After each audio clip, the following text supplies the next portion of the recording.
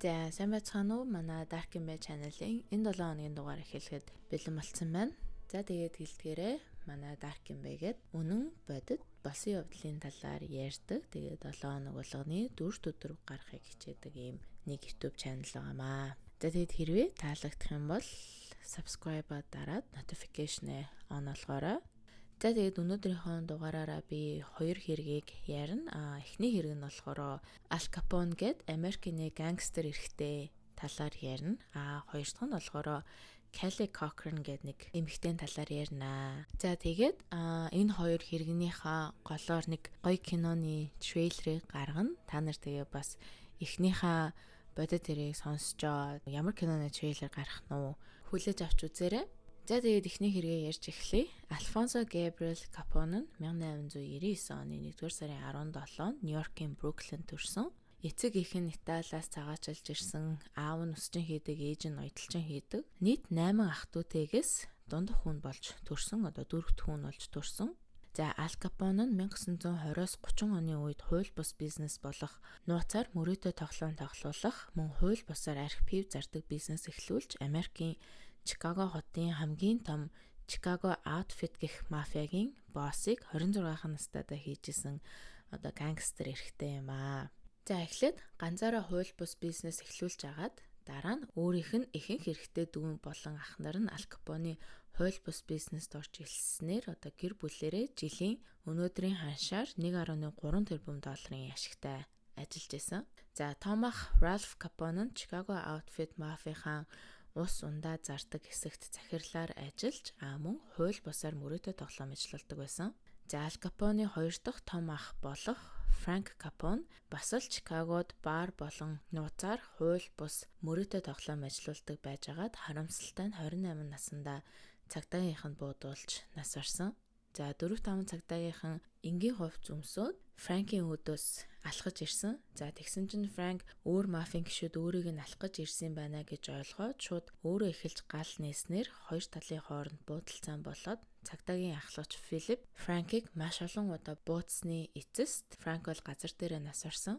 За Frank Capone бол одоо дүүгээ бодох юм бол Al Capone-ыг бодох юм бол хамаагүй тайван, хотын консултай мафийн асуудлыг зөвлөлддөг, шийддэг тийм үүрэгтэй байсан. Тэгээд Al Capone маф тухайн үед ингээд хотын дарга болон даргынхаа намд маш их хэмжээний хахуулыг өгөөд өөрсдийнхөө хууль бус бизнесийг амар тайван хийдэг байсан. Тэгээд дахин сонгуул болох гээд урд нь ажиллаж исэн тэр намаа дахин сонгуулаар гаргах гээд Франк бол хэдэн мафийн гишүүдийг аваад эсрэг намын сонгуулийн сурталчилгааг хүртэл шатаагаад хүмүүсийг нь зодоод бүрнийг эрэхтэн хоёр хүлээг нь буудсан бас өөр 8 намын ухуулагч гэдэг үл одоо нөө сонгуулийн юм тараагаал яваад дөвөнсөд нь штэ.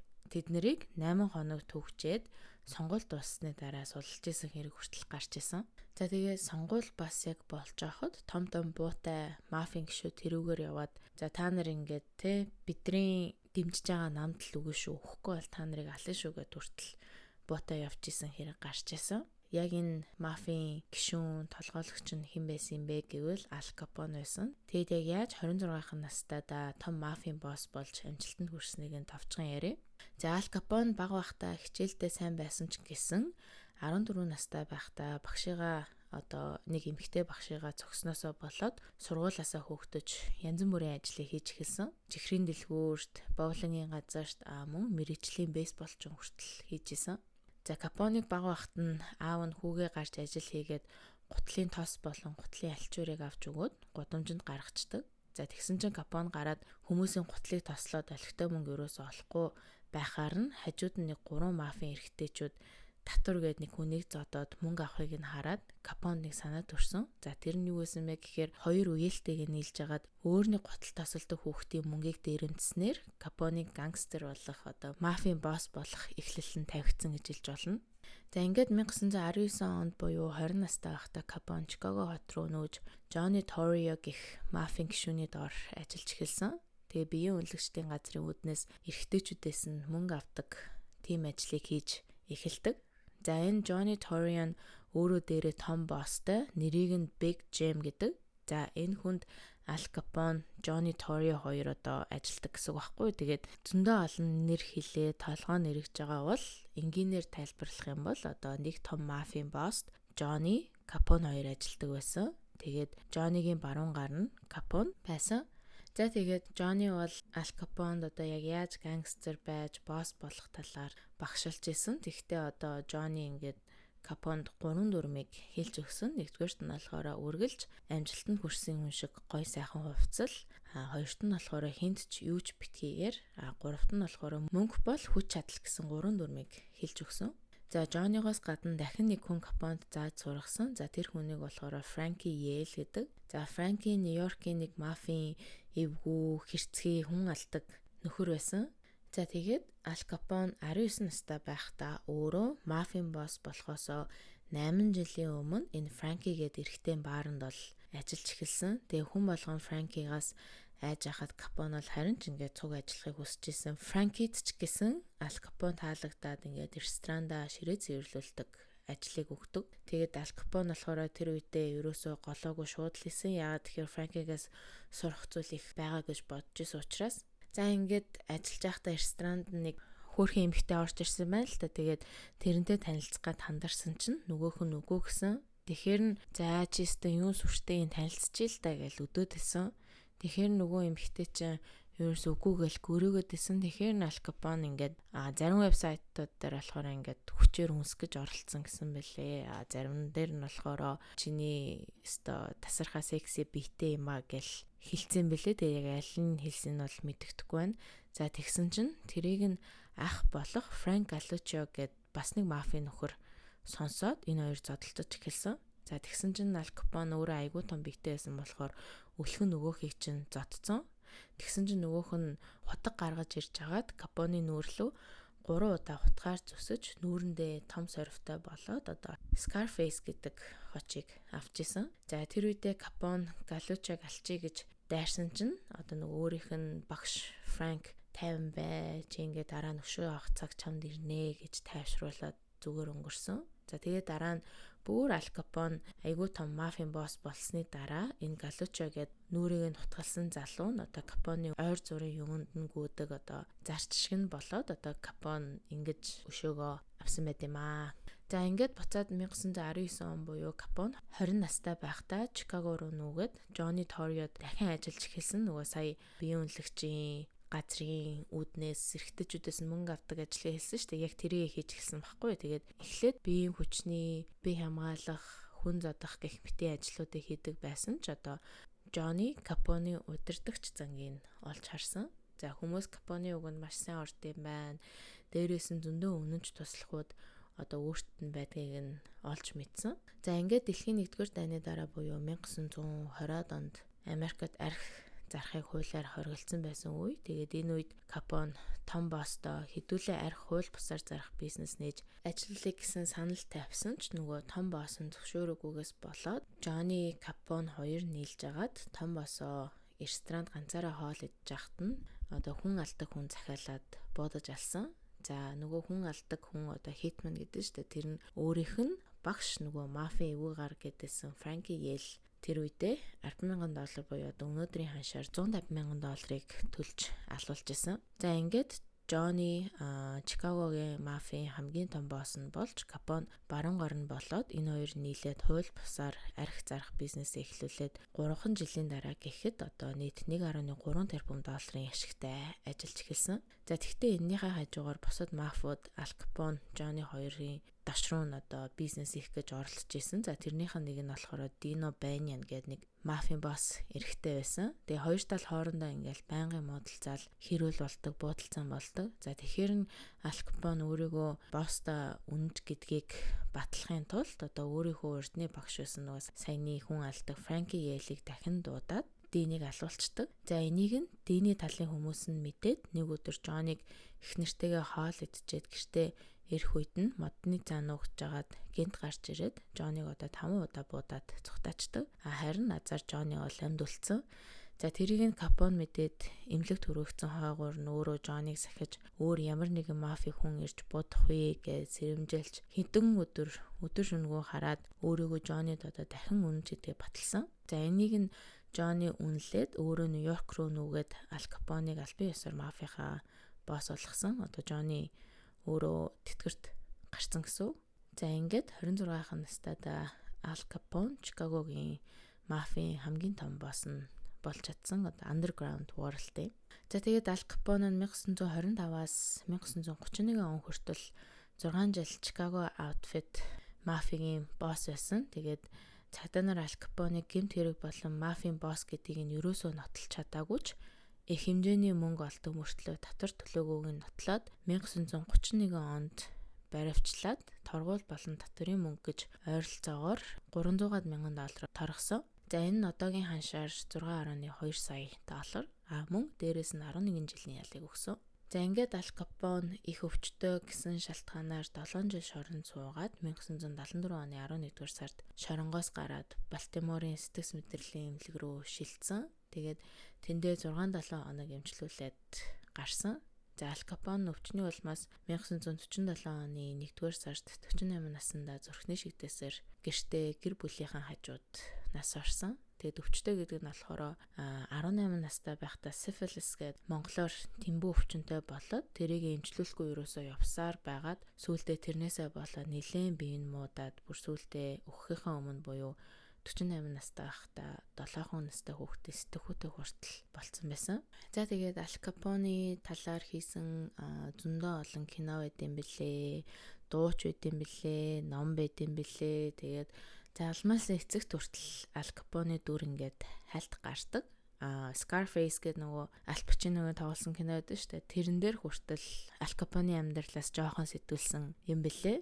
За тэгээд энэ гэмт хэрэгтэй төстэй үйл явдлыг харуулах гарц гээд олон ангит кино шинээр гарч байгаа юм бэлээ. Би тэгээ та нарт эхлэхдээ хэлсэн шүү дээ. Нэг гоё киноны трейлерыг дугаарынхаа дундуур оруулна гэд хэлсэн. Тэгээд гарц гээд киноны трейлер байгаа байхгүй юу? За яг энэ ямар кино вэ гэж товчхон хэлэх юм бол ах дүүс өөрсдийнхөө ингээ гаражинда элдв амьтад уралдуулаад мөрөөдө тоглоом зохион байгуулдаг байсан. За тэгсэн чинь тэднэр дээр нэг айгүй том группийн хүмүүс хурж ирээд газраа зарахыг нь шаардаад хүчээр гэрээн дээр гарын үсэг зуруулах гэдсэн. За тэгсэн чинь ах дүүс нь мэдээж ингээл үгүй мөгөө гээл тэгж аахгүй. Тэгсэн чинь нөгөө том группийн хүмүүс нь ах дүүсийг ингээд зодчдөг. За тэгсэн чинь хамгийн баг дүүн гимтлээ өрөөсөө даахгүй нас орчдөг.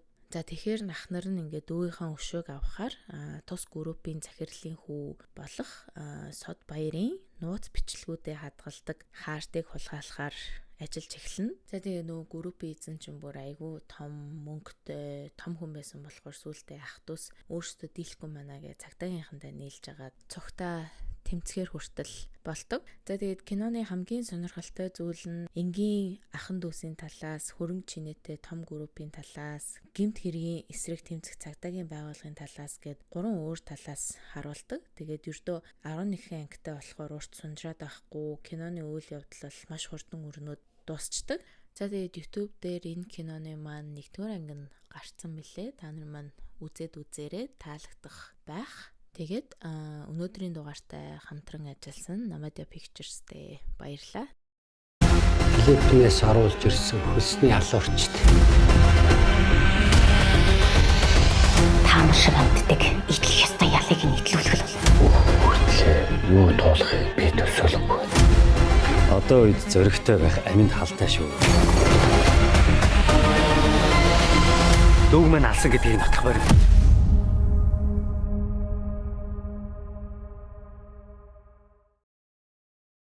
За тэгээд хоёр дахь хэрэгээ ярьж эхлэе. Келли Кокрен нь 1982 оны 6 дугаар сарын 5-нд Индиана мужийн Хобарт гэдэг хотод төрсөн.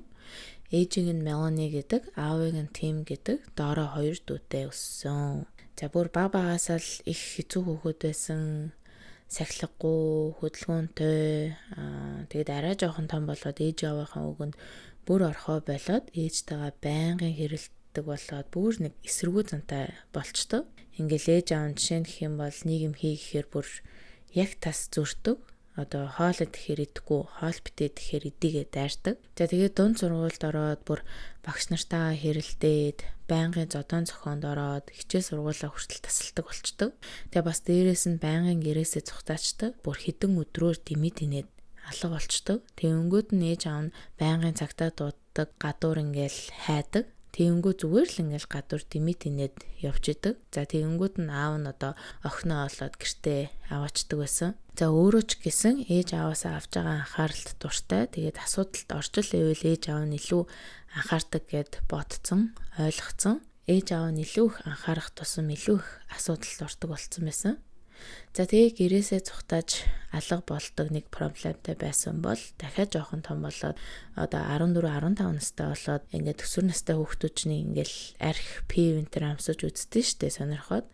За яг тэгээ сонирхож үзэж байхдаа хартай мэх хэрэглээ сүултээ бүр донтож эхэлсэн. Тэгээд эхлээл ингээл өвс энтер татаал пив энтер ууж үзчихсэн аа. Сүултээ бүр хартай мэх бол heroin эдрийг хэрэглээд тэрэндээ донтцсон. За Келли бүр багасаа л ихсүүлээд айгүй амар manipulative одоо монголоор муухай арга мэх ихтэй хүний толгойг эргүүлж байгаа төсснээ авдаг тийм төрлийн зам чанартай хүүхэд байсан. Тэгэл ээж автаа би хар тамхинаас гарнаа, би өөрчлөгднө гэж хэлээл. Ерөөсөө өөрчлөгдсөн ч юм байхгүй, гарсан ч юм байхгүй. За тэгээ бүр хит удаа оройн хоол гэр бүлээрээ идээд сууж агаад нүрээрээ тавхтай хоол руугаа унжсэн тохиолдол хүртэл гарч исэн. Тэгэл ээж аав нь асуунгуу чи одоо ямар нэг юм татсан юм шүү гээл тэгэнгүүтээ татаагүй гэл хэлсэн мөртлөө шал хай болцсон сууж идэг байсан. За ингээд Келли 18 нас хүрээд ээж Мелани нь болохоор би чамтай ингээд цог амьдарч чадахгүй байна. Чи одоо хамаг юм аваад манайхаас нүүж гараа гэж хэлээд гэрээсээ хөөгөөд явуулсан. За Мелани өөрөө хоёр жоохон хүүхэдтэй тэр хоёроо бас харахгүй болохгүй хичээнхээ ийм одоо хортой нөлөөг хараад цуг байж болохгүй гэж бодсон болохоор явуулсан. За Келли тэгтээ хэдий ингээд муу зуршилтай байсан ч гэсэн хичээлдээ бол маш сайн сурдаг. Тэгээд 12 жилийн онц дүнтэй алтан медальтай төгссөн.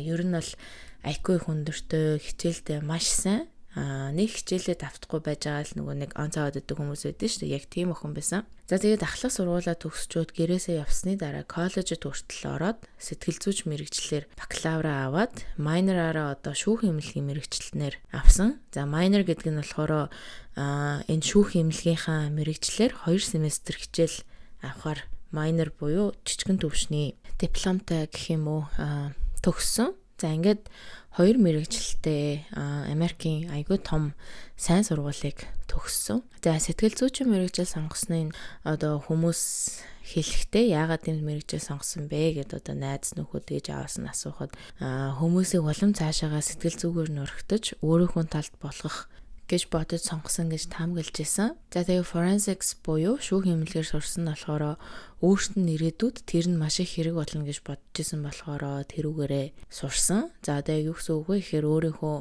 өөрөө ирээдүйд хүн алж магадгүй тийм болохоор яаж хүн алаагүй юм шиг харагдах вэ гэдгээ эртнээс мэдээд авчаа гэж бодож исэн. За ингээд Келли их сургууль сурч байхдаа Меланигийн ээж нь нас бараад охиноо буцаад гэртээ нүгэд ирээчээ гуйсан. За Келлигийн эмээ нь нас барчдаг. Тэгэхэд ээж нь бол маш хүнд туссан болохоор охинтойгоо буцаад амьдраад үзье одоо засарсан байлгүй тэгээ бодоод асуухад Келли өдөөс нь жоохон бодж үзэж байгаад хариу хэлье гэж хэлдэг. За Келлигийн хувьд бол бүх зүйл дээрээс ашиг хардаг. Ээж өнгөрчлөө. Ээж намайг нүгэд иргэж байна. За одоо энийг яаж өөртөө ашигтай талаар эргүүлж өөртөө юм авч үлдэх вэ гэж бодож эхэлсэн. За тэгээ бодож агаад ээжтэй за яг би нэг нөхцөлтөө эргээд гэртээ нүүж орё. Тэр нь хэрвээ би найз залуутайгаа танад амьдарч болно гэх юм бол эргээд нүүж очиё гэж хэлсэн. Тэгэхэд ээж нь ч гэсэн зөвшөөрөөд энэ хоёрыг гэртээ амьдралахаар болдог. За Келлигийн найз залуу Джейсон Кокрен гэдэг өөрөөс нь 4 ах. Тэгэд энэ хоёр хүүхэд байхдаа хуршууд байсан. Хоорондоо ерөөсөө ярьж аваагүй мөртлөө зүс мэддэг. Тэрнээс биш бол би бинийгээ таньдгүй байсан. За тэгээд Мелани аргаа ядсан байсан болохоор бүр Келлиг ингээд найз залуутай гэртээ амьдрахыг нь зөвшөөрөөд тэр хоёр ч гэсэн нүүж орсон. За нүүж орсон цагаас нь л эхлээд ээж нь бол харамссан гэхэд болно. Яагаад тэгэхээр энэ хоёрын харьцаа бол нэлээд токсик байсан. Тэгээд ээж аав нь тэрийг анзаараад Келлид ингээд хөөе на Джейсон чинь сайн хүн ерөөсөө биш байна.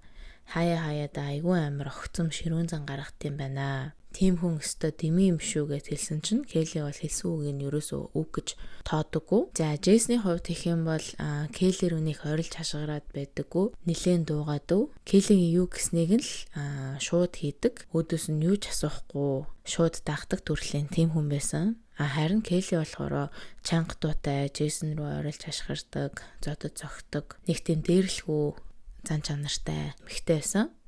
За тэгтээ хэдий Джейсон чимээгүй дуугүй байсан ч гэсэн энэ хоёр бол нэг нэгнийхээ хамгийн муу мухай зан гаргаж ирдэг. Ерөөсөө хоорондоо таардаггүй. За тийм байсныг нь эргэн тойрных нь ингээд хилээд ахад ерөөсөө Келли Джейсон хоёр сонсохгүй, хүлээн зөвшөөрөхгүй байсаар байгаад 2002 оны 9 дугаар сард хосууд хурмаа хийсэн. За энэ хоёр хурмаа нэг сүмд хийгээд энэ хоёрын гэрийнхэн болон найз нөхөд нь бүгдээрээ ирээд ингээл нэгэн хурим болсон. Тэгээд энэ хоёр дараа нь хоримныхаа орой хойлохнаа байж ахта нэг сони юм хийсэн. Тэр нь юу вэ гэвэл одоо хоорондоо бие биетэйгээ цусан тангараг өргөсөн явдал болдог. Тэгээд яг юу гэж хоорондоо тангараг өргөсөн бэ гэхээр хэрвээ хин нэг нь нэгнийгээ хуурсан тохиолдолд одоо араар тавьсан хүн нь тэр хуурсан хүнийгээ алхаар тангараг хоорондоо тавьсан байсан. Одоо жишээ нь хэм бол Джейсон Келлиг хуурна штэ. Тэрийг нь Келли хэрвээ мэдчих юм бол Джейсон очоод тэр эмэгтэйгээ алах тангараг хоорондоо тавьчдаг. Би одоо энийг орчуул сууж байхдаа ямар гэчийн сонин хоёр хос уу гэж бодож исэн. Хормынхаа орой ийм юм яриад ижидэг. Хосуудын нэрээ анхудаа л сонсож байна. Ийм гачаан амлалт хоорондоо хийж ивэл одоо яах гэж гэрэлдэг байна. Бүр нэг араар нь тавина гэж төлөөн зөвшөөрсөн юм ааш. За тэгээд яг тэр үедээ энэ хоёр нэг бас тэр амлсан амлалтаа тангараа чухлаар хүлээж аваагүй зүгээр л тоглоомор хоорондоо амлсан ч байж болно. Тэгтээ зүгээр тоглоомор хийсэн бол би өнөөдөр энэ хоёрыг ингээд яриа сууж авахгүйсэн баг. За ингээд гэрэлснийхаа дараа энэ хоёр хэдэн жил энгийн амьдралаар амьдарсан. Ээжийнхээс нөөж тустай гараад хувийн бизнес энтер эхлүүлээд хэрүүл уруулгүй хэсэг амьдарч агаад жил ирэх тусам энэ хоёрын харьцаа бол дороотчихсон. За Джейсон депрешнтэй байсан болохоор тэр нь улам ихээр хөдлөөд гэрээсээ ч гармааргүй болдог. Тэгээд тэрийг Келлид хэлэнгүүд Келли болохоор өөдөөс нь огч штэ чи арчаагүй ингээл улам сэтгэл санаагаар нунгаагаал бэж идэг.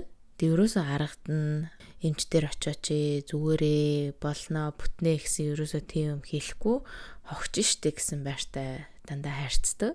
За тэгээд дээрэс нь энэ хоёр нөгөө бассейн янзалж тортдог үйлчлэгээ үзүүлдэг бизнестэй байсан байхгүй. Тэгээд тийм бизнес хийдэг байсан болохоор Джейсон дандаа хүнд юм өргөж бүхтийж ажилдаг байсан. Тэгээд тэрнээсээ болоод нуруу нь маш ихээр өвдөж бүр сүулдэ алхаж чадхаа байгаад ажиллаж хийж чадхаа болчдөг.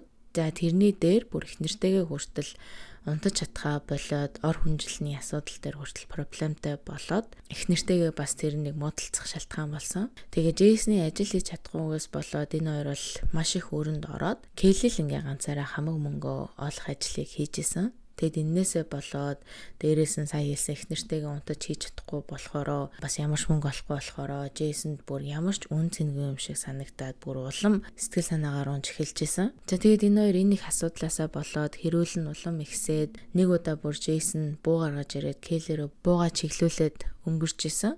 За ингээд энэ хоёр ийм их асуудал гарч исэн болохоор энэ хоёр хоорондоо ярилцчаад хоёулаа харьцаагаа засах хэрэгтэй байна. Яах вэ, юу хийх вэ гэд ярилцаад хоёулаа бүхнийг шинээр эхэлье гэд 804 км-ийн зайтай уул ус мод ихтэй өвөлдөө маш их хүтэн болдог газар руу нүүсэн. За хүн болгон яагаад ийм сонин газар руу энэ хоёрыг нүүсэн бол тоо гэд гайхажсэн. Тэгсэн чинь тэр хол газар руу нүүсэн нэг шалтгаан гэх юм бол Келли Джейсон хоёр маш их өрөнд орцсон. Тэгээд тэр өрнөөсөл цухтаах га тэр хол газар руу нүүсэн бэлээ. Тэгээ бас Мичиган мужид өвс татах хэрэглэх хууль нь бусад мужуудаас хамаагүй зөөлөн байдаг болохоор тийшээ нүүсэн. За ингээ Келли хит хитэн ажил давхар хийж гэр бүлээ тэжээх гээд явж исэн. Харин Джейсон болохоор нуруу өвчтөй болохоор өдөржин өвс татаал, хоол идэл, видео тоглоол суучдаг. Харин энэнд нь Келли бол сэтгэл хангалуун байсан. Тэгээд гэртээ гэрээсээ гарахгүй, гэртээ ингээл өдөржин байх нь Келлид бол маш их таалагдчихсан. Харин Келли болохоор өөрөө ажиллаа хийгээл, орой болохоор найзуудаа гарч ороод байж идэг. За нэг ийм хэмнэлтэй энэ хоёр бол хэсэг амьдарсан. За тэгээ Келли хэдий нөхрөө ингээд гэртээ байлгах туртай байсан ч гэсэн дандаа үгээр иддэг. Чи өстө ямар арчаагүй, би л хамаг мөнгө олж ийн, чи юу юу хийдин ингээл өглөөд идэг.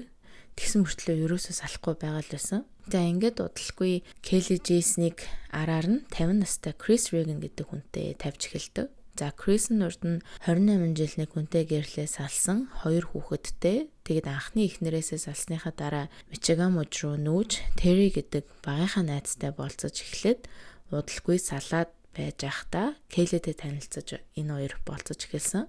За эхлээд энэ хоёр нууцаар болцож исэн бол сүүлдээ харьцаа нь улам гүнзгийрээд бибитэй бараг хайртай болж эхлээд өдөр болгон уулздаг болсон. За бибитэй хайртай гэж Келли л айгүй их Крист ингээд хайртай болж эхэлж исэн.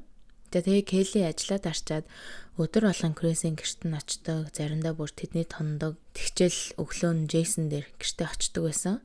Тэгээ Джейсон ч гэсэн Келли ингээд оройтод байгааг нь ер нь л ингээд миний араар тавиад намайг хуураад яваад байна да гэд мэдсэн мөртлөө юу ч чадаагүй бараг л хүлээн зөвшөөрсөн байсан. Тэгээ тэрнээсээ болоод сэтгэл санаа нь улам их дортоод сэтгэл санаагаар унаад Келлид ингээ хэлсэн чинь Келли бол угаасаа анханасаа тоодгүй байсан.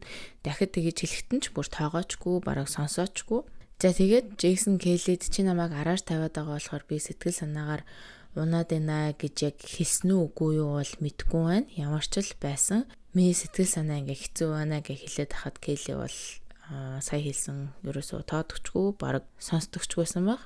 За тэгтээ Джейсон мэдсэн мэдээгүй угаасаа Крис Келли хоёрын харьцаа удалгүй дууссан. Крис тэгээд нөхөртэй хүнтэй цаашаага улам гүнзгий харьцаа тогтооморгүй байсан уу яасан ямар ч л байсан. Келлид болохоор би бүх юмаа шинээр эхэлмээр байна гэж хэлээд өөр мужид руу нүүхээр шийдсэн гэдгийг хэлсэн. За тэгсэн чинь Келли болохоор буцаад Джейсон руу очиод хоёлаа ингээд бүх юмаа дахиад шинээр эхэлье, харьцаагаа шинээр эхэлье, хоёлынгийн харьцаа ер нь бол айгүй их дороотцсон байгаа, чи ч гэсэн мэдж байгаа, хагарсан харьцаагаа хоёлаа засъя гэд энэ хоёр хоорондоо ярилцж агаад нөгөө хормын орой энэ хоёр чинь бие биендээ тангаргалсан тангараг одоо амлалт өгдөө шүү дээ. Тэрийг эргээгээд энэ хоёр яриад эхэлсэн. Тэгсэн Келли ингээд Джейсонд одоо энэ харьцааг засах ганц арга байна. За тэр бол ерөөсөө л Крисийг алах юм байна гэж хэлсэн. За тэгтээ энэ хоёрын яг аль нь Крисийг алах хэрэгтэй байна гэж санаа гаргасныг нь бол мэдгүй. Тэгтээ хүмүүсийн хэлж байгаагаар бол бараг л Келлигийн санаа байсан байх гэсэн. Ягаад тэгэхээр Джейсон Келлигийн араар тавилтыг нэлээд удаан хугацааны туршид мэдчихсэн. Тэг хэрвээ Крисийг алмаар байсан бол мэдсэн даруйдаа ална. Ингэж удаан бодохгүй байхаа гэж таамаглаж байсан. Харин зарим хүмүүс болохоор Келли л угаасаа л алсан. Келли чинь угаасаа бие тоох сэтгцийн өвчтэй хүн юм чинь Крисийг өөрийг нь хаяад явчихаар нь яаж чадчихна гэд өшөө авах гээд алсан байхаа гэж таамагладаг. За ингээд Келли Джейсныг чи алцгаа гэж хэлээд зөвшөөрүүлээд энэ хоёр яг яаж алах вэ гэсэн төлөвлөгөөг гаргасан. За төлөвлөгөө нь юу байсан бэ гэхээр Келли Крисийг сексия гэж өргөтөж гэртээ авчираад яг хийж яхад нь Джейсон өрөөнд орж ирээд буудах тийм төлөвлөгөөг гаргаад 2014 оны 10 дугаар сарын 14-ний өглөө Келли Крис рүү чи өнөө орой манад хүрээд ирээ. Би чамд хоол иж өгөө. Чи ингээд өөр мууж руу нүүхээсээ өмнө надтай нэг удаа уулзаач гэсэн мессежийг явуулсан. За тэгэхэд Крис гэсэн зөвшөөрөөд Келлигийн гэрт оройны 4 цаг 30 минутын үед орж ирсэн. За Крис гэртээ орж ирсний дараа шууд Келли унтлагын өрөө рүүгээ оруулаад энэ хоёр хийж эхэлсэн. Крис ч үн бол эхлээд хоолмол эднгээ бодож ирсэн. Тэгсэн юу энэ төр хоолмол шууд унтлагынхаа өрөө рүү оруулаад энэ хоёрыг хийж эхэлсэн. За тэгсэн чинь Джейсон араас нь гарч ирээд Крисийн дагц руу буудаад Крис бол газар дээр насварсан. За тэгсэн чинь одоо хүн алснаас болсон уу? Яасан? Энэ хоёр гинт бие бинийгээ хараад Крисийн цогцсны хажууд сексийсэн. За энэ хоёр хоорондоо унтаагүй хэдэн жил болсны дараа ингэж хоорондоо унтж байгаа байхгүй. Тэгээд энэ хоёрын толгойд одоо юу бодогдож идэв? Ямар 9 шидэнд бүрдсэн болохоор одоо цогцсны хажууд сексэд байна. За дараа нь энэ хоёр Крисийн цогцыг зойр руугаа түр оруулж агаад гэрээ маш сайн цэвэрлээд Келли Крисийн машиныг 48 км-ийн зайтай зогсоолд аваачаа тавьчихдаг. За энэ хооронд Джейсон хажуугийн хөрших руугаа ороод тэдний цахилгаан өрөө гуугаад гэртээ буцаж ороод шүнжэнгөө Крисийн цогцыг мөчөлж хонсон. За хөршүүд нь шүнжэнгөө Джейсний цахилгаан хөрөөний дууг сонсоод бас адилхан унтаж чадаагүй. Тэгээ маргааш өглөө нь болоод хөршүүдэд нь бол маш их сонин өмхийн үнээр үнэртжсэн гэсэн. Тэгээ бас Джейсон нэг том төмөр пошгон дотор янз бүрийн юм шатааж авахын хөршүүд нь харсан гэж сүулт мэдээлсэн. За тэгээд энэс хоошоо 2 өдрийн дараа Джейсон Келли хоёр хөршүүддээ махшаарч өгөө, барбекю хийж өгөө гэд хөршүүдээ дуудсан. Тэг хөршүүд нь ч гэсэн айгүй сонин санагдчихсэн. Яагаад тэгэхээр хизээж урд нь махшараад үе, барбекю хийя, хэдүүлээ гоё парти гэж дуудаж байгаагүй мөртлөө гинт дуудахаар хөршүүд нь сонин санагдсан ч гэсэн одоо тэднийд очсон. За тэнд очсон хөршүүд нь хэлэхдээ тэднийд одоо маш их мах байсан. Энэ хоёр чинь нүрэнд орсон мөнгө муутай, өстой юу ч байхгүй гэж ярьжсэн мөртлөө яагаад ийм мах байгаа юм болоо? Мах чи үнэтэй штэ гэд хоорондоо ярилцаад байж исэн. За тэгсэн чинь Джейсон махаа шараад гараад ирсэн. Тэгээ тэнд байгаа хүмүүс нь махыг намсаад утсан чинь нэг л юм сонио амттай одоо яг үхрийн мах шиг өрөөсөө амтагдахгүй байсан. За тэгэхээр нь хөршүүд нь Джейснээс энэ одоо ямар мах юм бэ гэд асуусан чинь Джейсон би мах нэтлагчаар хэдэн жил ажилладаг байсан юм аа. Тэгээд манай дээр янз бүрийн сонин амтны мах ирдیں۔ Тэгээд тэрүүгээр би та нарт ингээ мах шараад өглөө гэд худлаа хэлсэн. За тэгсэн чинь яг үнэндээ одоо та нар аль хэдийнэ мэдчихэж байгаа бах. Криси махыг шараад хөршүүддээ тараагаад өгсөн байгаа. За тэгээд үлдсэн цогцыг Келли хол эзэнгүү газар аваачаад нуугаад хэрэг гарсан өдрөөс ингээд нийт 2-7 хоног өнгөрсөн. За Крисийг алга болчлоо гэж 2-7 хоног хүн амтан мэдүүлэг өгөхгүй байжгаад мэдүүлэг өгөх цагтаагийнхан бол шууд л Келлигийн гэрт нь очсон.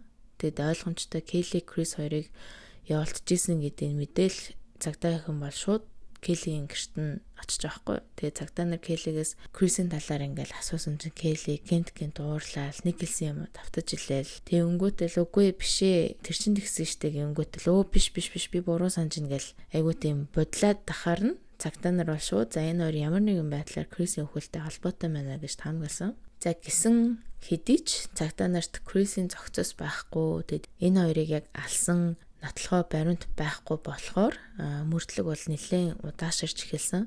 Тэгээ цагтаа нар Келлигийн утас Крис хоёрын утсыг яг нэг байршилд байсан. Мөн Келлигийн гэрээс цусны мөр олцсон. Бас хөршүүдээс нь Джейсон Келли хоёрын сонин үйл явдлуудын мэдээллийг бол авч чаддаг. За цагтаа нар баг багаар нотлохоо баримт цуглуулж байгаа хооронд Джейсон Келли хоёр буцаагаад Индианы мужид руугаа нүүждэг. Тэгээд нүүснээс нь болоод цагтаагийн мөрдлөг бүр удаашраад бас мууч хоорондын цагтаа нар тэр хоёрыг мөрдөх ирэхгүй болоод FBI буюу холбооны мөрдөх товчоноос хүртэл тусламж гуйж исэн. За ингээд бүтэн 16 сарын дараа FBI болон цагтаагийнхан хангалттай нотлох баримт цуглуулад байж идэл одоо дахин нэг зүйл болсон. За яг яасан гэхээр Келли хэргийг мөрдөжсэн цагдаа нартай байнгын холбоотой байсан байна л да. Яаж ийн Крис олдсон уу гэл өөрөө буцаад Индиана руу би ингээд явлаа нүүлээ энтер гэл цагдаагийнхан дагавар байнгын холбоотой байсан. Худлаагаас өөрийгөө ингээд хэрэгт ямар ч хамаагүй би та нарт ингээд чадах ятгаараа тусалж ийна гэдгээ харуулах гэдэг байхгүй. За тэгсэн алга болсноос одоо яг жил гарангийн дараа цагтаа нар Келлид Джейсонд маш хэцүү байна гинэ. Дотроо юмаа хадгалж чадахгүй байна гинэ. Тэгээд биднэрт мэдүүлэг өгөөд байна гэдэг наа. Чи юу ярьж байгааг нь мэдчихүн үү гэд хэлчихдэг. Тэгсэн чинь Келли өөрийнх нь нөхөр нь өөрийг нь барьж өгөх гээд байна гэж итгээд одоо өөрөө нөхрөө алах төлөвлөгөөг гаргасан. За ингээд 2016 оны 2 дугаар сарын 1 орой Келли нөхөртөө маш их хэмжээний хероиныг өгөөд харт амхийг өгөөд ухаан алдсныхан дараа боомлж алсан. За ингээд маргааш өглөө нь болж Келли өөрөө 911 дуудаад манай нөхөр ингээд урьдчун унтчих та нас орчлаа гэж хэлээд цагтаа нар ч гэсэн ярьж Джейсний задлан шинжилгээгээр оруулахад Джейсний хөдөөгээр нь боомлсон мөр гарсан байсан. За тэгэхээр нь шууд Келлиг баривчилж аваад Джейсний өхөл буруутай гэд за тэрийг нь мэдсэн Крисийн хэрэг дээр ажиллаж исэн цагтаа нар ч гэсэн Джейсний хэрэг дээр ажиллаж байгаа цагтаа нартай одоо энэ хоёр ингээд хоорондоо ярьж агаад Келлиг яг Крисийг алсан буруутайгаар хэрийг тоохох вэ гэж ярьж агаад Келлид ингээд Джейсон нас барахынхаа өмнө Крисийг алсан гэдэг хүлээн зөвшөөрсөн захиа бичсэн байна. Та хоёр хоёулаа буруутай гэсэн байна гэд хэлсэн чинь Келли ингээд цагтаа нарт үнэнгээ хэлж эхэлсэн. За үнэнгээ хэлэхдээ Джейсон л бол хамаг юм сэтэж төлөвлөгөө гаргасан. Би ерөөсөө буруугүй гэж хэлээд цагдаа нар Келлигийн мэдүүлэгнээс Крисийн үлдсэн цогцос хаана байгааг нь олж мэддэг.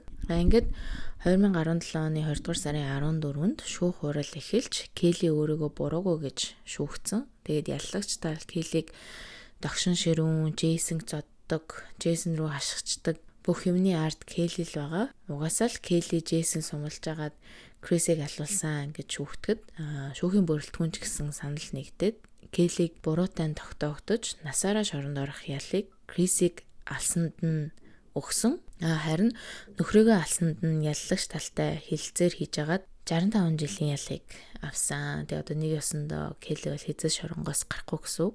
За энэний дараа цагдаа нарт өөрийгөө хоёр аллах хойлонг нь хийсэн. Джейснийг ч гэсэн би ингээд ятгахж агаад Крисийг алуулсан гэдгээ хүлээн зөвшөөрсөн. Ял авсныхаа дараа. За тэгсэн чинь Келлигийн дүүн бас цагдаа нар дээр очиод манай их ч ингээд цуврал алуурчин байж магадгүй гэж хэлээд манай их ч ингээд нэмээд 9 хүн алсан байх магадaltaй гэж хэлсэн. Тэгэд Америкаар энэ тэнд димитинж явж байхдаа алсан гэсэн чинь цагдаа нар ихэндээ итгэхгүй байснаа. Келлигээс өөрөөс нь асуугаад үтсэн чинь үнэ ингэж хариулсан. Тэгэд Миннесота, Техас, Мичиган гэд газруудаар би хүн алаа зогцснуудын нууцаан гэд хэлсэн. За тэгээ нөгөө Джейснийг алсан гэдгээ хүлээн зөвшөөрөхдөө яллагч талтай хэлэлцээр хийсэн штэ. Тэгэхдээ хэлэлцээрдээ Келли өөр хүний амьд хүрснээр ял ерөөсөө өгч болохгүй гэд хэлэлцээр хийсэн гэрээ байсан. За тийм болохоор угаасаа Келли би хүмүүс алсан гэж хэлсэн ч гэсэн тэр чинь одоо нэгдүгээр насаараа шоронд байна. Хоёрдугаар дээрээс нь нэмэж ерөөсөө ял өгч болохгүй болохоор тэгээд цагдаа нар ч гэсэн тэгээд тэгсгээд орхицсан гэж хэлж болно. Тэгтээ цагдаа нар бол жоохон мөрдөж үтсэн. Тэгэхэд Келлиг буруутай гэсэн сэжигтэй зүйлүүд маш ихээр олцсон гэсэн. За тэгээд зарим вебсайт дээр болохоор Келли одоо болтол Крисийг алаагүй гэж зүтгэсээр байгаа гэсэн. Зарим дээр нь болохоор Келли ингээд ял авсныхаа дараа би Крис Джейсон хоёрын хойлоныг алсан гэсэн мэдээлэлээ.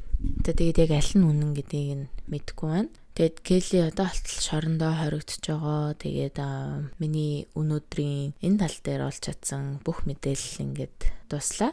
Энэ хэрэг дээр хэлэх юм гэх юм бол одоо нөгөө Джейсон чинь нуруу нүвдөө далхаж чадахгүй байсан шүү дээ. Тийм байж хүн яаж ингээд хүний цогцыг шүнжэнгөө хөрөөдсөн байна гэж би бас гайхсан. Тэгэл нөгөө хүн алчаал их нэртэйгээ унтаагүй удаан байсны дараа секс хийсэн болохоор одоо биеэр нь дөрөн адреналин явсан уу, яасан, найсандаа олсон уу мэдэхгүй. Джейсон тэгээ бас яг өөрөө бодож Крисийг алсан уу, эсвэл Келли ингээд хажуунаас нь ингээд хэлсээр хагаад ятгасаар хагаад Джейсон Крисийг алсан уу мэдэхгүй байна. Тэгээд яг Келлигийн л талаас хэрэгээ хүлээсэн мэдээл байгаа болохоор яг мэдэх ямарч арга байхгүй. Тэгээд Келлигийн л хэлсэн. Тэгээ бас нөгөө нэг Келли Джейсон хоёр хуршүүдтэй махшарч өгөө гэдгсэн шүү дээ. Тэр бол өстой юу ч мэдгүй хөөрхий хуршүүд нь зүгээр очиод мах эдийгээл ийдсэн чинь хүний мах амсцсан. Тэгээ одоо тэрийг амсан хуршүүд нь бол өстой нэрээ насаараа traumatized болсон байх гэж бодож ин травманд орсон. За тэгээд энэ дугаараа энэ түрээд дуусгая. Дараа 7 хоногийн дөлгөөний дугаар хүртэл түр баяртай.